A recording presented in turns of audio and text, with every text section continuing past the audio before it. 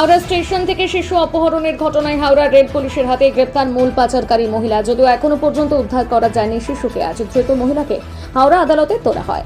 গত 5ই মার্চ হাওড়া স্টেশনের old complex থেকে হুগলির এক মহিলা 3.5 বছরের এক কন্যা সন্তানকে অপহরণ করে চম্পট দেয় এক মহিলা।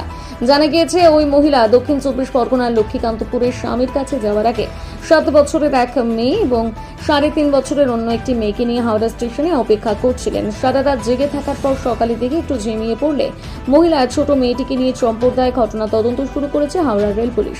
হাওড়া স্টেশনে সিসিটিভি ফুটেজ পরীক্ষা করলে দেখা যায় শিশুটিকে নিয়ে মহিলা 1 নম্বর প্ল্যাটফর্মে পাশ দিয়ে সাবওয়ে হয়ে স্টেশন লাগোয়া বাস স্ট্যান্ডে বের হয়। সিসিটিভি ফুটেজ দেখে ওই মহিলাকে শনাক্ত করে পুলিশ। গতকাল রাতে উলুবেরিয়ার কুলগাছিয়া বেলতলা পেটোপাড়া থেকে শাহানারা বেগম নামে ওই মহিলাকে বাড়ি থেকে গ্রেপ্তার করে রেল পুলিশ। যদিও তার কাছ থেকে শিশুটিকে পাওয়া যায়নি। প্রাথমিক তদন্তে পুলিশ জানতে পেরেছে শিশুটিকে রাজস্থানের কোনো এক দম্পতিকে বিক্রি করে দেওয়া হয়েছে। রেল পুলিশের পক্ষ থেকে সেখানে তদন্তকারী দল পাঠানো হবে। আজ ধৃত মহিলাকে হাওড়া আদালতে পেশ করা হয়। রেল পুলিশের পক্ষ থেকে নিজেদের হেফাজতে নেওয়ার জন্য হাওড়া আদালতে চিফ জুডিশিয়াল ম্যাজিস্ট্রেটের এজলাসে আছে আবেদন করা হয়।